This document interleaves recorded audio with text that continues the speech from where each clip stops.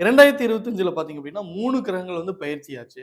அதே போல 2026லயும் அதாவது பயிற்சி ஆகுமா? கண்டிப்பா சார். இந்த 2026ல வந்து பார்த்தீங்கன்னா, நம்மளுடைய நவகிரகத்தில் மிகப்பெரிய சுப கிரகமான குரு பகவான் 3 ராசிக்கு இடம் விட்டு இடம் மாறார். ஆஹா. அதாவது ஸ்டார்ட்டிங்ல வந்து பார்த்தீங்கன்னா, நம்ம இந்த 2026 பிறக்கும்போது நம்மளுடைய குரு பகவான் மிதுன ராசியில இருக்கார். அதாவது காலபுருஷன் ராசிக்கு 3ஆம் இடம். ம், ம், அதுக்கப்புறம் கரெக்ட்டா வந்து பார்த்தீங்கன்னா, ஜூன் மாதம் 2ஆம் தேதி என்ன பண்றாருன்னா, குரு பெயர்ச்சியே நடைபெறுது. ம். குரு பெயர்ச்சி கரெக்ட்டா ஜூன் 2ஆம் தேதி வந்து அ மிதுனத்தில இருக்க குரு பகவான் நம்மளுடைய கடக ராசிக்கு தன்னுடைய செயல்பாட மாத்துறார். இப்ப கடகத்தில வந்து பார்த்தீங்கன்னா, குரு பகவான் உச்சம். தன்னுடைய பிடித்த இடத்துக்கு போறார்.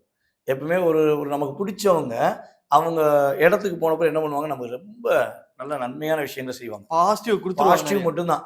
ம். அது 12 ராசிக்குமே நிறை, குறைகள்லாம் கிடையாது.